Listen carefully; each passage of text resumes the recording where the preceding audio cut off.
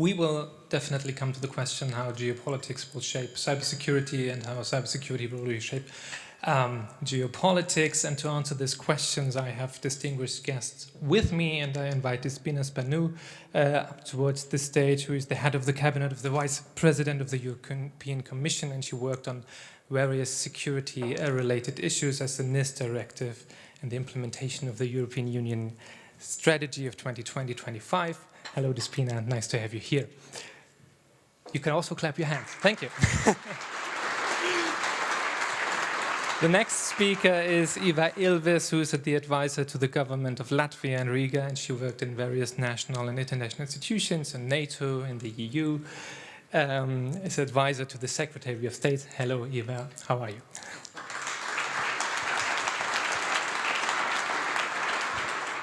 Then we have Carolin Busch, a senior manager at Atos, a company that focuses on high-tech communications, cloud, big data, cybersecurity, and all the fancy topics that are relevant here. Welcome, Carolin.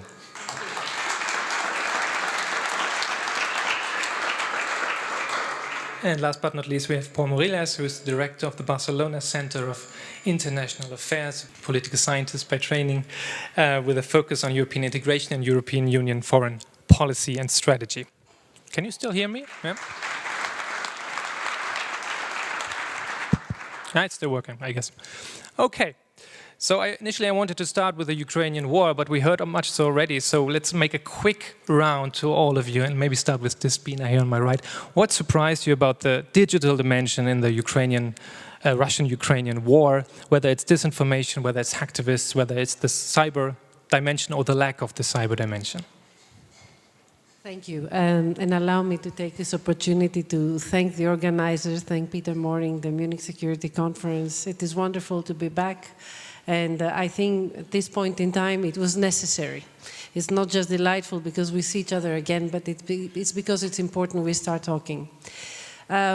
This is a question for a historian who has to tell us in which wars we had surprises or not. My personal view is that in a war situation, nothing is a surprise. So I think you may hear views saying, well, we expected huge cyber attacks or not. I wouldn't go there. I think what will be a surprise will be an outcome in our collaboration. I come here to what President Ilves said very correctly towards the end of his intervention, his brilliant intervention. If we don't learn lessons from this in collaborating more for these occasions when this happens, I think what surprised us all is that we have identified once again, we do not have mechanisms for working together. We don't have a coalition of not only of the willing, but of the good, of those that are like-minded. And we find ourselves sharing information very old style.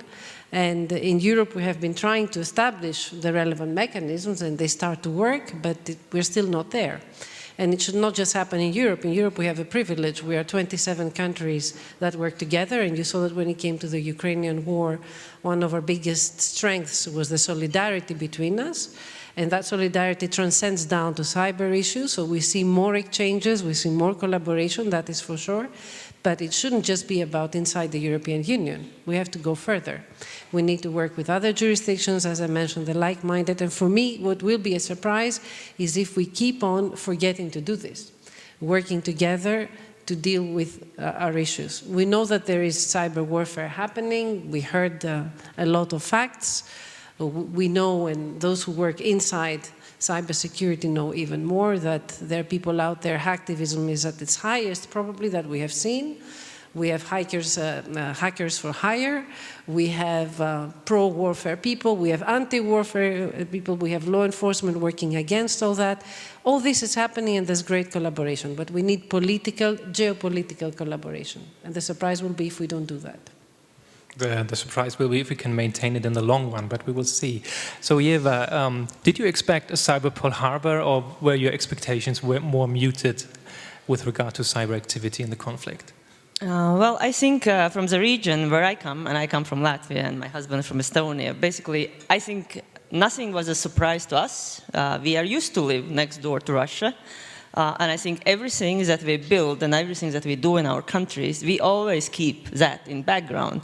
Should it be economy, should it be military, or should it be any digital solution? And we have to say also that Baltic states are very advanced in digital, so in no way that has stopped us to be digitally well connected, putting services online, making everything digitally available, yet I think we have been building that, constantly thinking who is our neighbor and what temptations that neighbor might have also in digital realm. So that doesn't come as a surprise, what's happening. As we know, anything that happens in real life actually is mirrored in digital. In one or another way, we see digital events accompanying. To what extent? I actually think we can do much better, and we have to do much more on cybersecurity, but I think we can also take a bit of credit. Certainly in all Baltic states, we have seen a very extensive sort of a search and looking for vulnerabilities, for flaws. We have seen and experienced attempts to attack, and we have been rather resilient to withstand. So I think the same could be said about Ukraine. I think from the first invasion of Russia, they have actually done a rather good job. And we might also assume that as in many domains, Russia actually is doing a floppy job and not very good organized, not very well structured, and actually not delivering even if technically they could. Maybe the question whether someone is surprised by the activity or the lack of activity depends on the region where you're located. And I'm pretty sure that the Baltic states are, at the front lines in this domain and therefore have different sets of experiences, as we have maybe in Germany, who are a little bit late in the game, I might add, ironically. So, Carolin, what's your assessment from the German side of things? Most of what we saw in terms of, I'll speak more about the disinformation than the cyber aspect, there has been nothing new because we've seen that Ukraine has been someone called it a petri dish for Russia for a long time. So all the disinformation campaigns that we're seeing right now, they have been there before. If anything, it has increased in, let's say, craziness. The tone has become harsher. I would say the gloves are off. What surprised me personally the most was the fact or the suspicion to what extent Russia disinformed itself. Because in some ways, I cannot help but feel that they fell for their own lies. I mean, they've been in Ukraine's networks for such a long time. They should know the region. They should know how the people work. But they keep repeating their own lies, saying that Ukraine is not a proper nation. They will welcome Russians once we get there. It will be so easy to take Kiev within a couple of days. And as I said, I cannot help but wonder whether Putin and his establishment, and it's probably very hard to tell because we don't have an insight into his inner circle, but to what extent they fell for their own lies. And that surprised me the most, that they haven't been prepared better. Or they prepared, or they had the strategy or they had the wrong strategy of a quick win. And in terms of strategy, Paul, you're the expert on strategy. What's your take on the miscalculation dimension here? Yeah, and I'll take it from the geopolitics side, and thank you very much for the invitation, by the way. And probably it's the nature of conflict that has made the most, or has taken most of my time in terms of researching about the conflict. And of course, the cyber warfare preceded the actual war, and we had been studying about the evolving nature of conflict for a long time.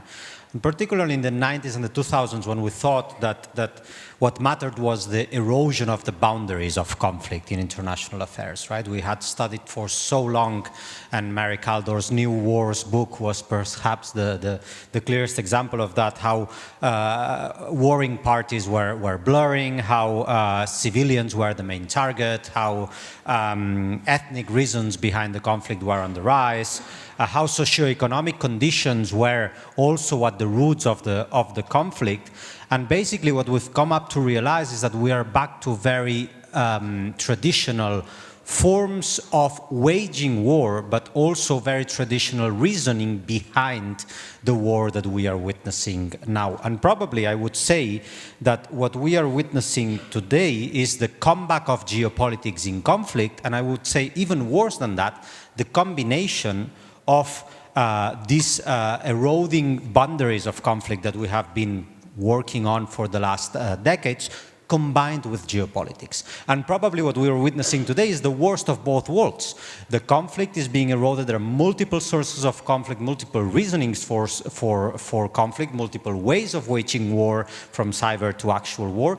But in addition to that, with an upper layer of geopolitical dimension of the conflict that I think that when we look back in time to the Ukraine war, we will put this war as the beginning of a new era. Hopefully, it will be an exception to what's to come.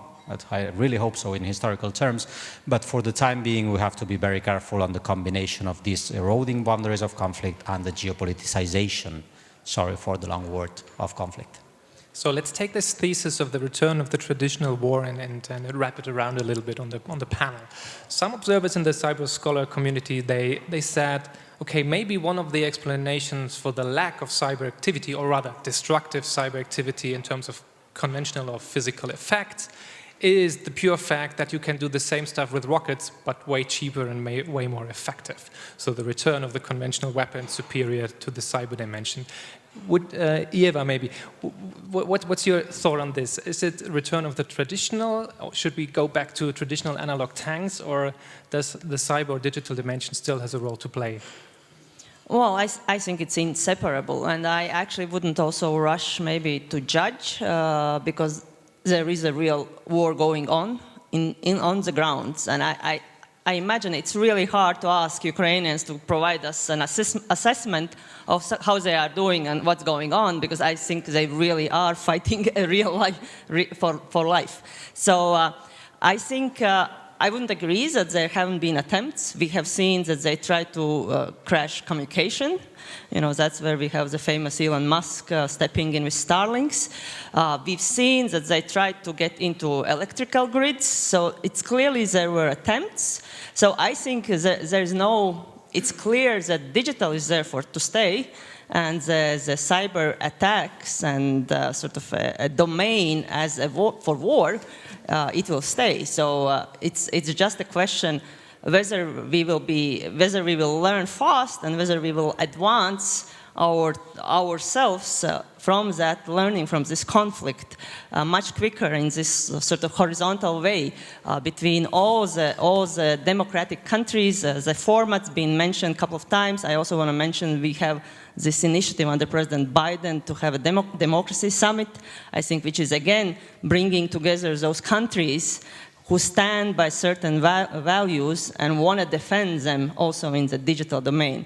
So I think the threats are there to stay. The question is, will we be better prepared to stand as good as we do it now? At least as good as we do it now. Yes, certainly, and we cannot completely rule out that in the future we might face an antagonist who is a little bit more competent of, integrating cyber and conventional military capabilities. So we cannot rule this out completely. Speaking of failures a little bit more, some observers argued that the Russians lost the information war quite early on, winning the hearts and minds, because the international community, or at least as it seemed from our Western perspective, was quickly aligned with Ukraine and the messages coming out of Kiev of President Zelensky with his social media feeds and his smartphones debunking lies and misinformation and disinformation, and being pretty active in the meme space. You probably heard about legend stories of Snake Island. You've seen the warship stamp that has been printed, which is all strategic communication. What's your assessment on the information angle? Did Russia lose the information war, or is it just a faulty perspective because we were not the target?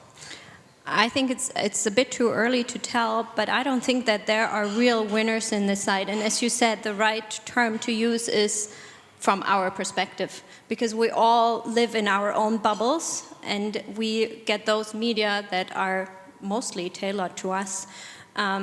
So from our Western perspective, looking at Zelensky, the charismatic leader, in his green T-shirt, streamlining out of Ukraine, Kiev, that certainly gave us a very good impression. He did a great job. On this side, he was winning, but I would, if we look towards Russia, for instance, I think the picture is very different. It's very bleak because Russia has stepped up on state censorship. So everything, all independent media that were still left, they are basically banned, and you cannot talk about the war other than in Putin's own or the government line. So I would say for the Russian people, I mean, depends again on the perspective. The Russians are losing out because they only get their own perspective. But here, Putin thus far is rather successful because he's only selling his lies to his own people. I would say that there was also a very interesting development on the international level that we could observe in this conflict. And that goes to your point also about international collaboration. So prior to the war, we had a really unprecedented effort by the US government to make public intelligence and declassify intelligence in order to share it with the world and thus frustrate Russia's narrative of being the victims in this war here, and they just had to defend themselves. And that's something that is really interesting to watch because it's taking this information warfare to a global level. It's too early to speak of something like an information world war, but I think we're seeing a dynamic here, and you also mentioned a similar point, that the war, it's not contained in Ukraine, but it's spreading across the borders, and it depends very much on in which kind of bubble you are, what you're seeing, but it's it's taking on a very international dynamic, and I think that we will see a lot more of this type of, or we need to see a lot more of this type of cooperation and intelligence sharing, and also declassifying intelligence to make it public, to give transparency in order to address this Russian disinformation. We'll come to strategies for tackling disinformation in a while, but let's go back to the geopolitics and strategy and higher level questions. Security experts say that we have entered a new phase of competition with Russia. We in Germany, we liked the idea that we could build a cooperative security architecture together with Russia, and this whole architecture crumbled with the invasion. The latest, of course, there were signs earlier, Georgia 2008, Crimea 2014. So as I mentioned, we are a little bit late to the game. But we are in the phase of a new security architecture that is evolving, that is to be more antagonistic rather than cooperative. So how do you think, Paul, this new security architecture that is being developed right now will play out, and what the cyber dimension will play in this, or what role the cyber dimension will play in this architecture? It's a broad question, but 3 quick points on this that I think are quite important. First of all, the acknowledgement that what used to unite us now is tearing us apart, right? And that I think is quite crucial to understand why this war is being waged on the idea that there is a return to... Is everything all right? There was a small mouse, for those of you who couldn't see it. Okay. Maybe a drone mouse, yeah. All right. Right. Okay. Since I am facing you, I didn't see it. Please. So let me go back to the idea. Sure. Now it will be very difficult to catch people's attention, Indeed. but I will do my best.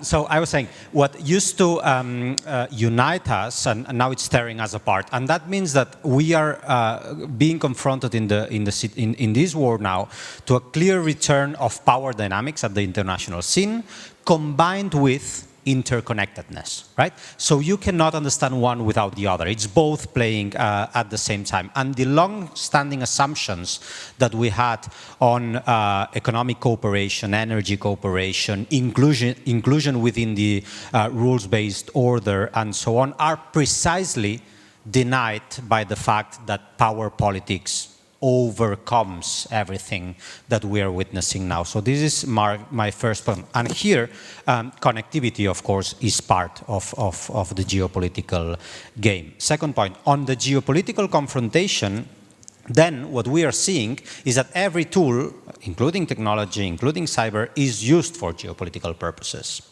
So every actor who wants to be a geopolitical actor has to equip itself with a broad range of tools that go way beyond its regulatory power, for instance. And that is the case for the European Union.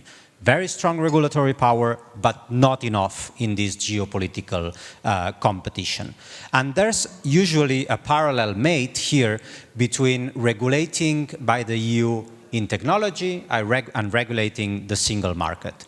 Well, listen, single market was also about capabilities. You had the industries, you had the economy to rule for the rest of the world. In the digital domain, in the technological domain, you also need to build capabilities, you also need to build innovation practices, R&D, European digital champions. There are many more things than regulatory power that I think go together if you want to be a geopolitical actor. And third, and very quick, I think that the debates on security today are very tangible. They are not theoretical anymore. They are not about conceptions on security. They are not conceptions about the world we live in. They are conceptions about the way to tackle shared security concerns, problems, and threats. And then concepts that emanated from these more theoretical understandings of security in Europe, such as strategic autonomy, for instance, have become very tangible as well. And they are based on the idea that you need to cooperate and you need to be complementary to what others are doing if you want to secure your place. And when I mean your place, I mean the European Union's place in this more geopolitical contest.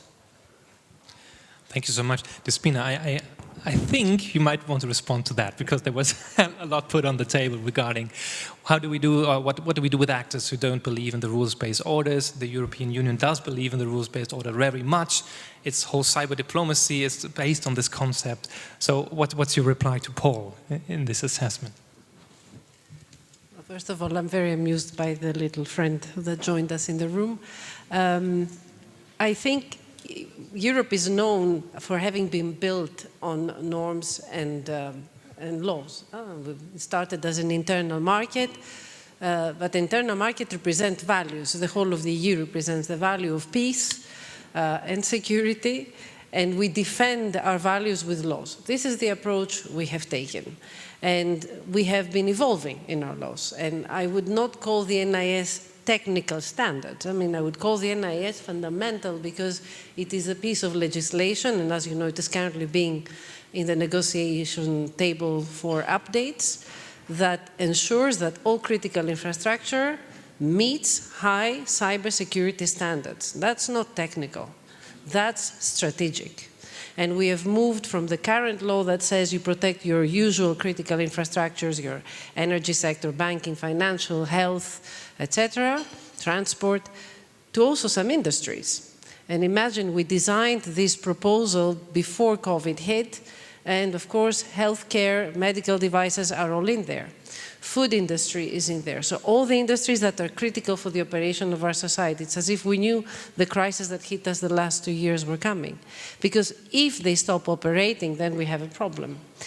And we matched this with an ambition to become more operational. In Europe, we worked a lot on preparedness, on resilience, with the NIS, with our laws on certification, etc.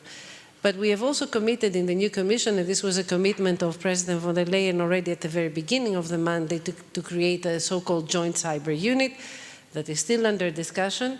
But this shows our approach of becoming more operational.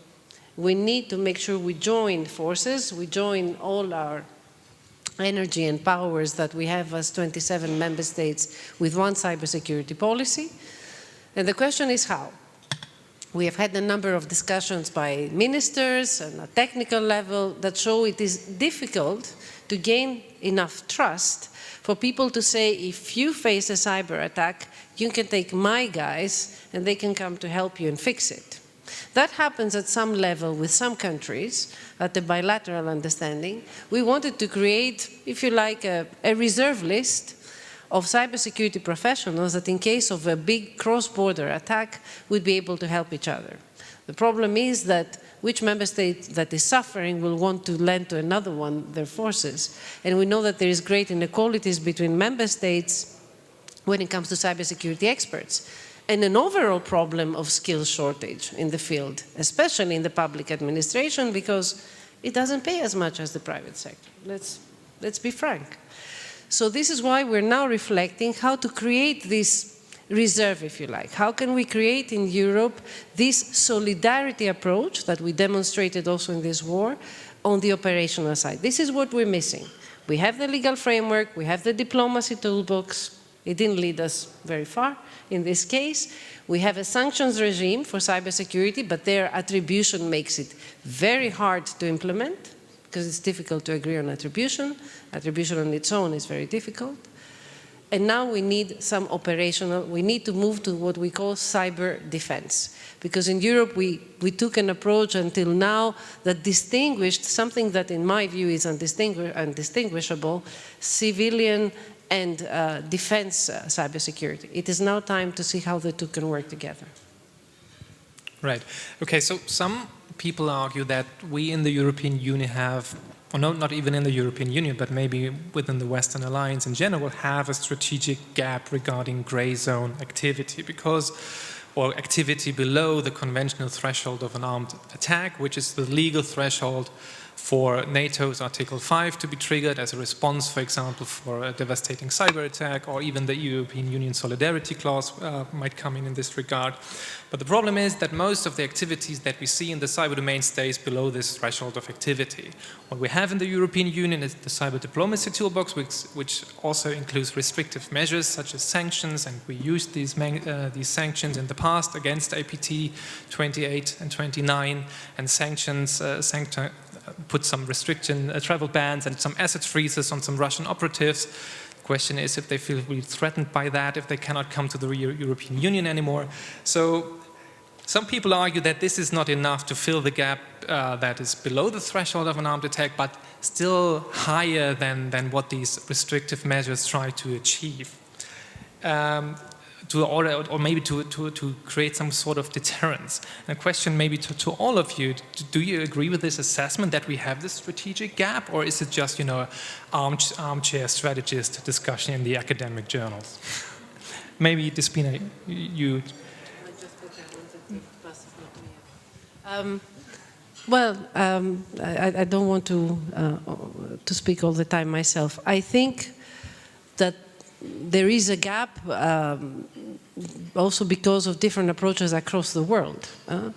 Again, I mentioned Europe. In the US, we saw a fantastic race to create standards after the colonial pipeline incident, and now we have directive after directive on reporting incidents, something that in Europe we did with the NIS directive already 5 years ago. I think now people are there is a certain convergence that is coming up in the approaches, and I think that convergence could be achieved with what I mentioned earlier, more collaboration. And there we will reach this strategic, we will cover the strategic gap that you mentioned. I think I'm coming from a small state, living in a dangerous sort of geographical location. I think where there is a will, there is a way. So I don't think that we are in such a sort of a gap.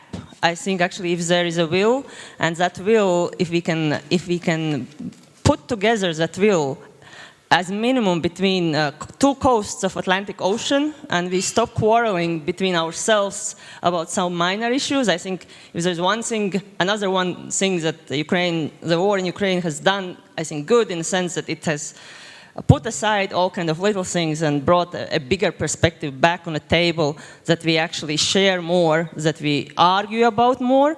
So I think I don't see that as a disadvantage. I think we have a lot of opportunities to do.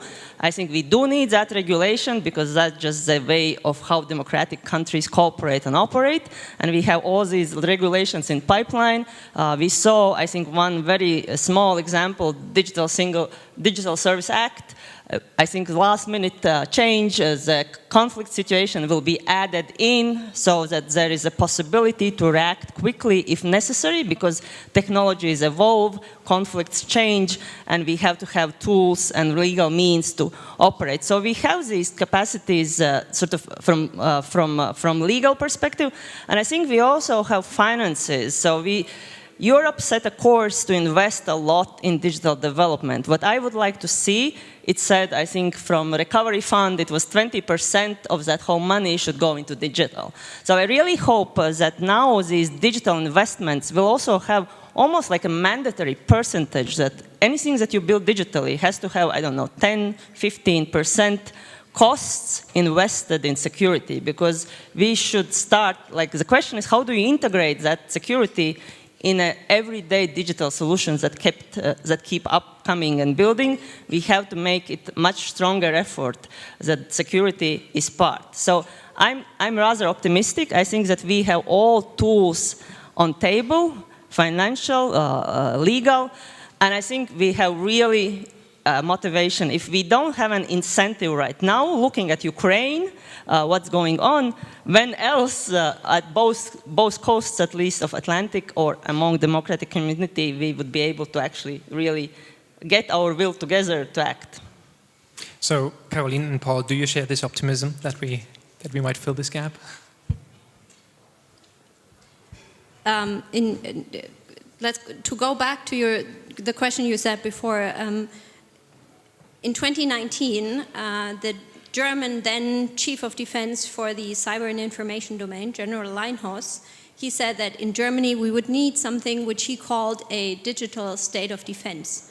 And I found this a really good suggestion. I'm not saying that I'm for it. There are pros and cons. Some people would say it's absolutely necessary. Some people say, well, we don't need it. But the point is, it was not a debate in Germany. No one discussed it. And if you Google it, it has a hit, maybe 20, 30, 2, I don't know. But I was really surprised. No one picked it up. No one really reported on it. And after a while, everyone forgot it. And the reason why I think we need this debate and why we should at least discuss the possibility is, so when the war in Ukraine started, I talked to a friend of mine with whom I attended school, and she's not in this security business, and she told me, I was living in my pink world and I woke up and it was awful. I did not expect this. How did it come to that? And what I think a digital state of defense would do, at least, it would raise awareness among Germans that we are under attack, even if we're not attacked by armed force. There are forces that are trying to dissect our society, to dissect the fabrics of our society. I mean, there are families in Germany who have Russian background, and they discuss the question of who is right. Is Russia right? Has Russia been a victim? Is Ukraine a victim? And I think this entire contested information space that we have, that has become so toxic with disinformation, I think we need a much better awareness, at least in Germany. I think it's very different in the Eastern European nations. They have a much better threat assessment. But in Germany, at least, I think it wouldn't be bad to follow up Olaf Scholz's Zeitenwende and to at least discuss mechanisms that are below the threshold of a state of defense, and that would allow us to defend ourselves much better against this malign influence.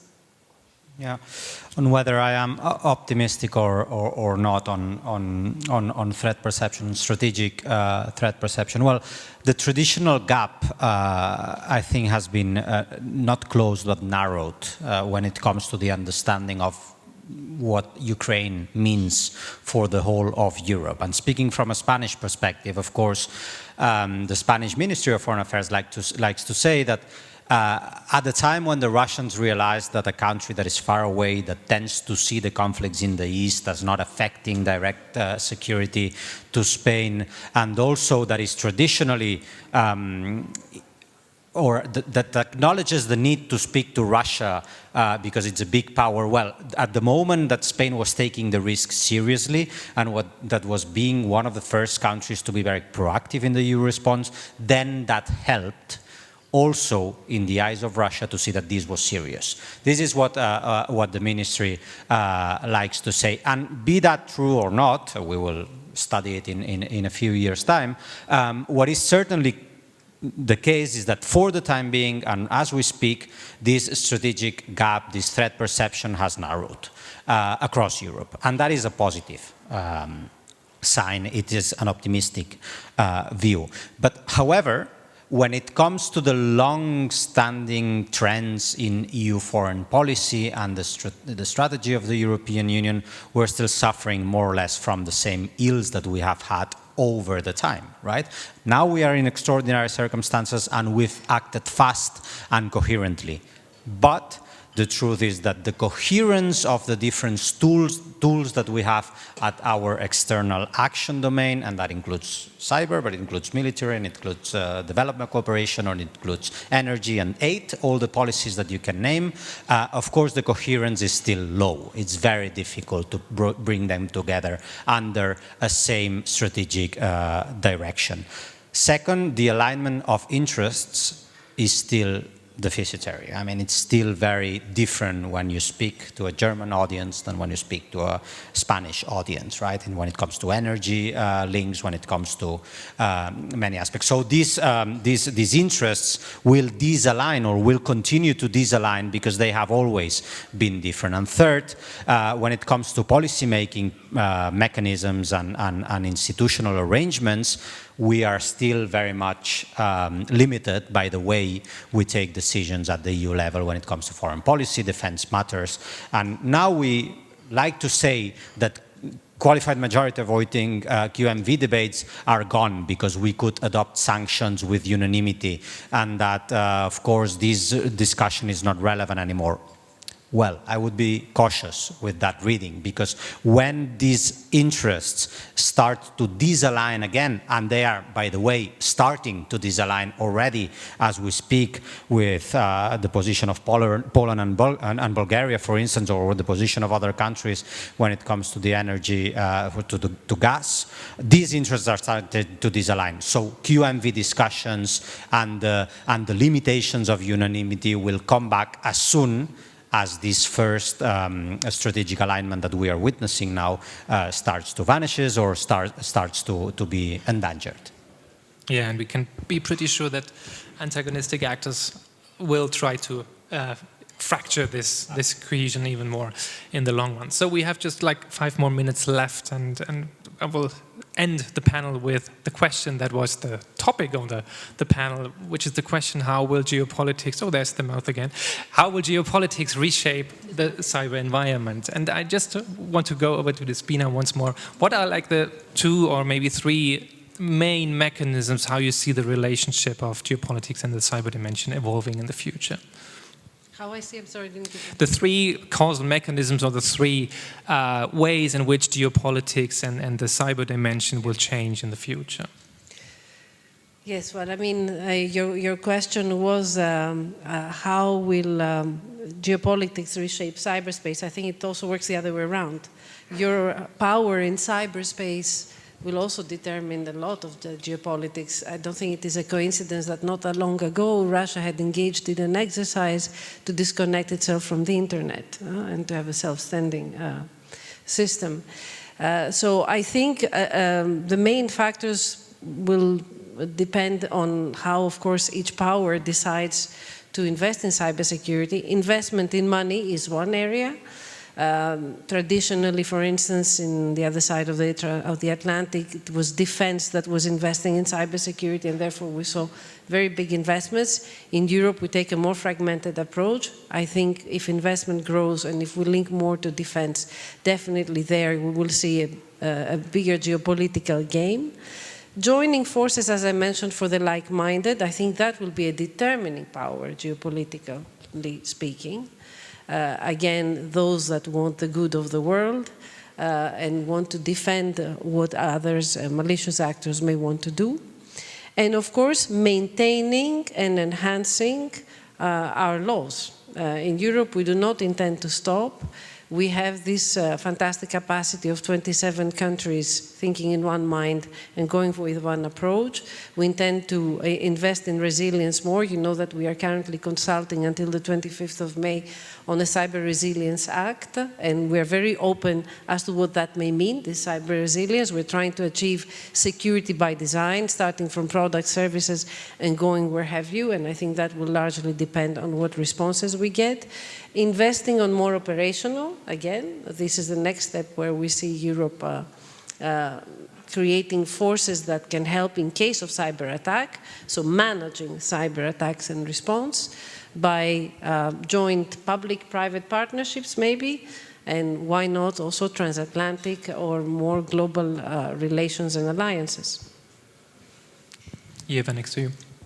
I'm thinking in a global terms. I think what COVID did, we kind of moved from one global crisis, health crisis, into sort of a new one. And though the war is geographically kind of limited, it's Russia attacking or invading Ukraine, but the conflict we have a global. In terms of with Russia, at least between democratic states. So what we've seen that COVID accelerated the digitization. It was kind of a side effect of COVID. I think what I think will come from this war as a side effect that we will see acceleration of cybersecurity, and it will have many forms and ways. But I'm very confident that that's what will happen. We'll see more investments. We might see more regulations, standards. I mean, anything that helps. I also looking forward to see that a business market in itself sees an opportunity to develop new products, and there is a potential for business and profit as sort of the general awareness of cyber threat and risk has, I think, tremendously gone up. So I think with cybersecurity, I'm more optimistic. I think we see what needs to be done, and I think it will be accelerated. I think information space is more complicated topic, and I think that I hope will open more creative, more honest discussions on what to do with this information space. I think that field, I don't see the answers yet. I see that the questions are big and bold, but we don't have answers comparing to cybersecurity. But for answers, we have Carolin, so no problem. Thank you. How do we rebuild trust after it's been shattered? I mean, trust is obviously it's at a low point right now between, let's say, the West and Russia, and to some extent China on the other hand. But in the apps, while we won't rebuild trust now between those sides, but what we can do is do our homework, and that's what I think we need to get better at. And there are a couple of things that we can do. I mean, Russia is pursuing, obviously, a long-term strategy, and the most obvious answer is also a long-term strategy to, namely, invest more in education and also digital education. I don't know about other nations, they are probably more advanced, but in Germany, at least, we can improve digital education a lot more, teach our children that the internet is a contested space and that not everything that they see is correct. In fact, the opposite. And then also, I think we should invest more in analysis capabilities, and that's where I see some interesting trends. Because a couple of years ago, when the military discovered social media, for instance, situation awareness, there were a lot of companies who were able to provide such services and who were able to analyze social media, do data mining, all that type of things. And a lot of them, back then, it wasn't really, I would say, it wasn't really sexy. And a lot of them were discredited by scandals like Cambridge Analytica, where we saw election meddling. And a lot of them didn't really want to go public. Right now, I kind of have the feeling that a lot of companies are saying, yeah, of course we need to analyze social media because we need to detect disinformation. We're doing societies a service because we're not interested in earlier we talked about privacy. We're not interested in the individual, but we're interested in tracking disinformation and shedding a light on it. So I think that's something where we also have a lot of work to do.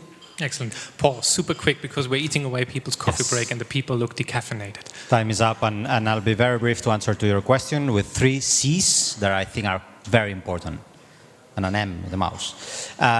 C, number 1, capabilities. As I said before, it's about capabilities. Second, it's about coherence of the tools that we put at our disposal if we really want to speak the language of power or to be a geopolitical union. And third, confidence or trust, as the title of the conference puts it, in terms of the regulations that we put forward, the standards that we set, the responsiveness to the threats that we identify. We must deal with them under a confidence mindset. Thank you. Thank you, everybody, for listening. Thank you, dear guests and speakers, for discussing here with us. We hope you take something away to discuss in the break. Enjoy your coffee and see you in the next panel.